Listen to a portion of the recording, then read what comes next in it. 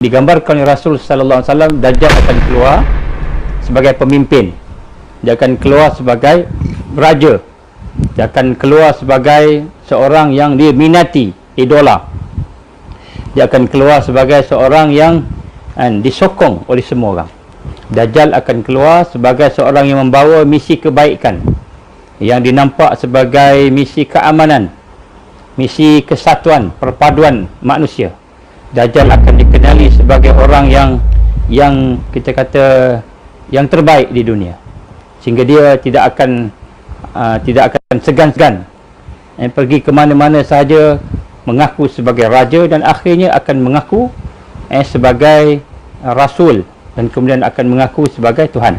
Ada 5 misi Al-Masih Dajjal untuk dia keluar, dan perkara ni bila kita nampak telah berlaku, maka maknanya Dajjal tu dah nak keluar dah.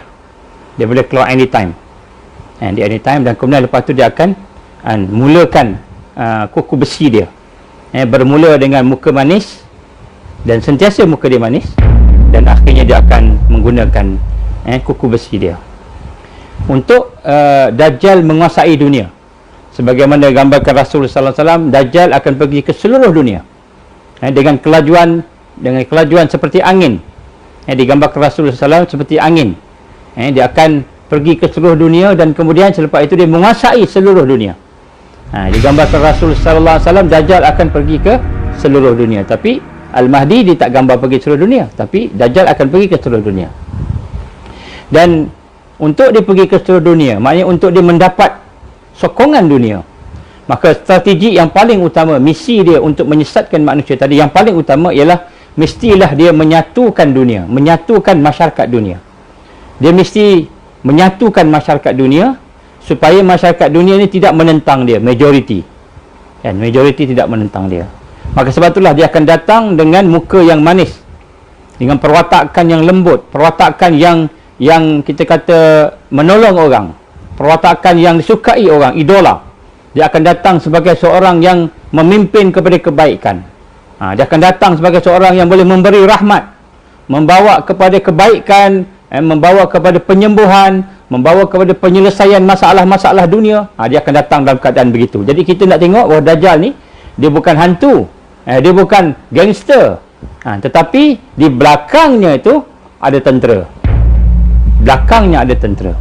Maka apakah strateginya? Yang pertama sekali, sebelum Dajjal keluar, strategi yang paling utama sebelum Dajjal keluar ialah dia mesti membentuk one world religion. One world religion. Kenapa one world religion?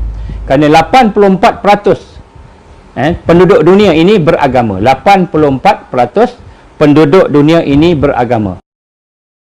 Maka sebab itulah misi pertama sebelum Dajjal keluar ialah mesti dia menyatukan agama-agama seluruh dunia, terutamanya agama yang besar, Kristian, agama Islam, dan agama Yahudi.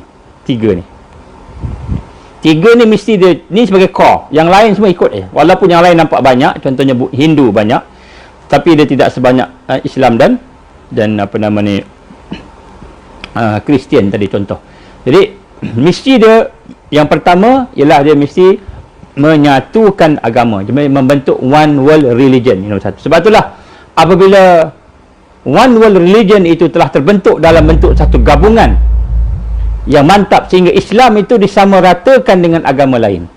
Maknanya orang Islam nampak agama Islam ni sama dengan agama Hindu, sama dengan agama Kristian, maka pada ketika itu berwaspadalah tanda-tanda dia nak keluar. Sekarang ni kita dah sebut dah, pada tahun 2019 mereka dah pun ada perhimpunan di Palestin pada bulan September 2019 telah menghimpunkan semua agama, dan termasuk juga 70 negara.